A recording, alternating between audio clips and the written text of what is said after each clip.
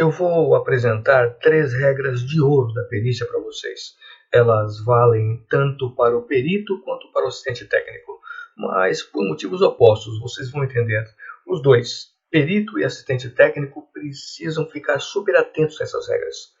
A aplicação dessas regras lembra muito um jogo, porque quando um não segue a regra, é como se o outro fizesse um ponto no contexto do processo judicial, porque ele tem uma vantagem efetiva. Bem, você deve estar curioso. Sem mais suspense, eu vou apresentar cada uma delas agora. Primeira regra de ouro: registrar o estado de preservação do local. O perito precisa necessariamente, obrigatoriamente, de descrever o estado do local, dos exames quanto à preservação. Isso mesmo, não basta constatar que o local estava preservado, é necessário registrar essa condição por meio de fotografias e, ainda mais, fundamentar, ou seja, apresentar os elementos que lhe permitiram concluir o estado de preservação do local. E se o perito não fizer, bem, aí começa o jogo, porque o valor de uma prova constatada numa cena de crime depende do quanto essa cena estava preservada.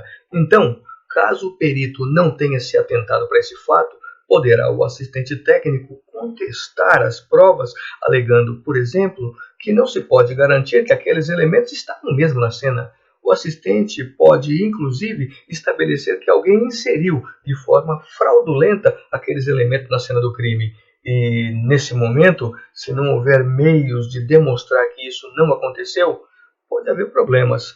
Lembre-se, na dúvida, o juiz sempre tenderá a beneficiar o réu.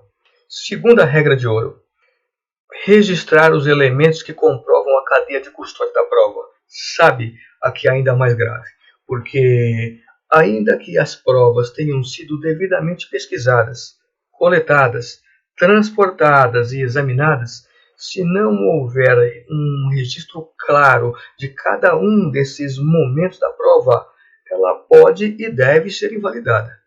E ainda que do ponto de vista material ela tivesse valor probatório, por exemplo, se a arma fosse de fato a arma do crime, se não houver registro da cadeia de custódia dessa arma, ela vai ser desconsiderada.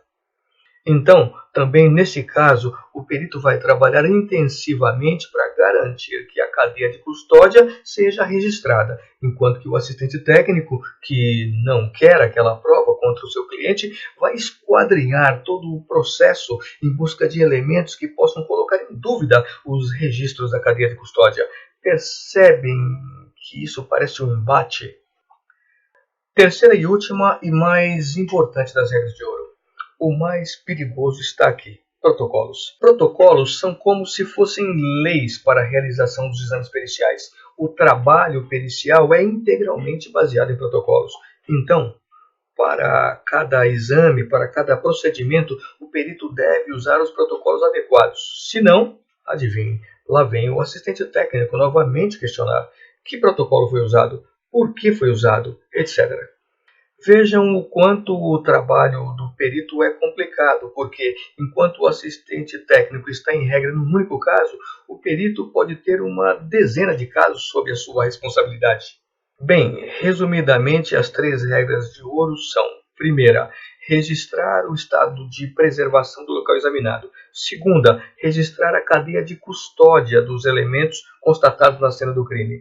E terceira, usar os protocolos adequados de acordo com os exames. Se o perito seguir essas 3 regras, não deverá ter problemas. Mas, por outro lado, para ter mais chance de convencer o juiz quanto à sua tese, deve o assistente técnico ficar sempre atento, como uma espécie de fiscal da aplicação dessas regras.